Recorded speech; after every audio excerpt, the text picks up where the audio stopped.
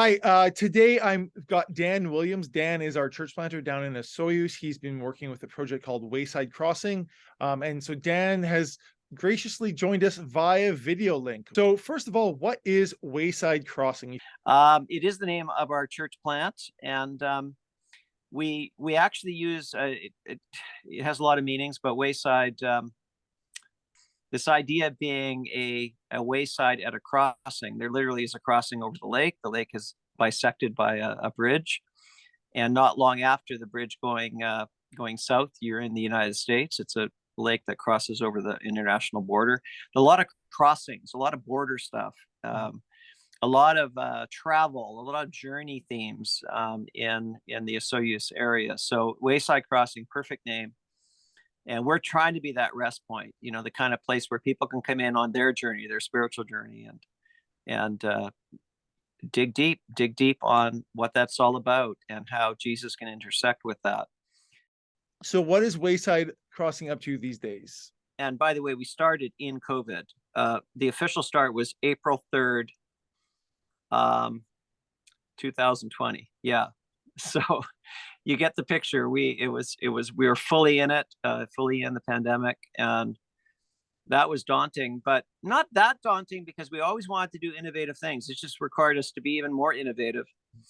And the things we're involved with now are the things we started with, for sure, which was doing service projects, connecting with legacy groups in the town. But we're kind of at a pivot point. That service stuff intensified with the founding of Wayside Select Books and Art, the storefront. But the pivot point we're at is because we've created such momentum and credibility with people. We really are at the point where we can really take any hesitation out of the equation and start really inviting people to the more obvious spiritual meetings that we're hosting here at Wayside. In a brief sentence, how is the bookstore functioning in the ministry of Wayside Crossing?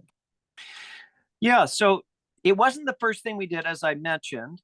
We started May of this year, but we've been going since April 2020. So fully, we've been going 2 years before the bookstore came about. But it is a premier part of the serving.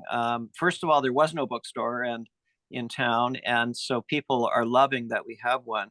The way it's functioning in this first half year of the store being open is a massive opportunity to tell our story, to tell the story of what Wayside is doing in terms of serving, but also what Wayside is doing in terms of planting a church, and the story of Jesus. To be able to do all of that, we have about 500 people that come through every month.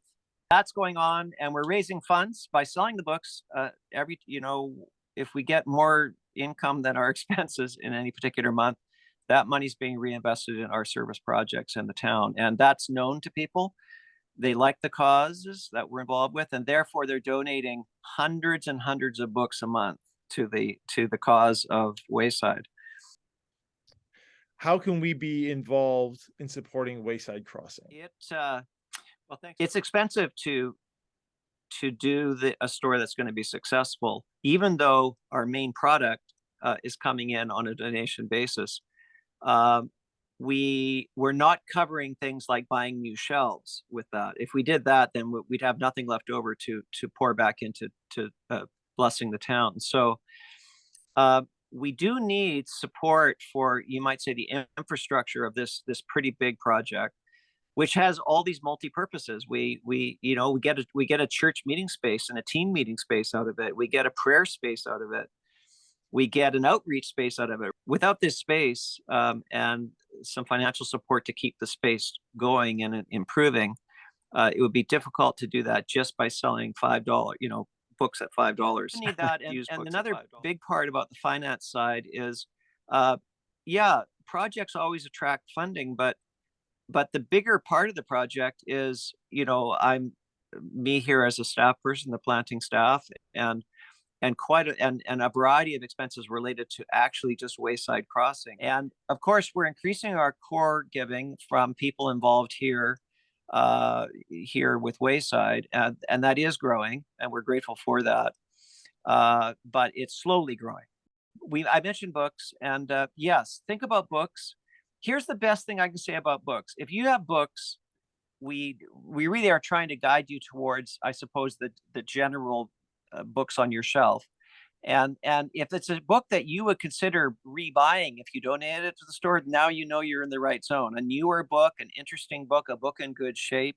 We want to be partnering with people like Dan who desire to plant churches here in the interior of British Columbia, in communities where a gospel presence is lacking, as a way to live out that great commission, that we can go into our Jerusalem, our Judea, and our Samaria, places like Chase and Osoyoos and other places that God is leading us. And we can do this for the simple gift of just $3 or $5 or $10 a month on top of our usual offerings, monthly offerings. We'd be able to fund our church planting commitments fully and to be able to reach our region for Jesus Christ.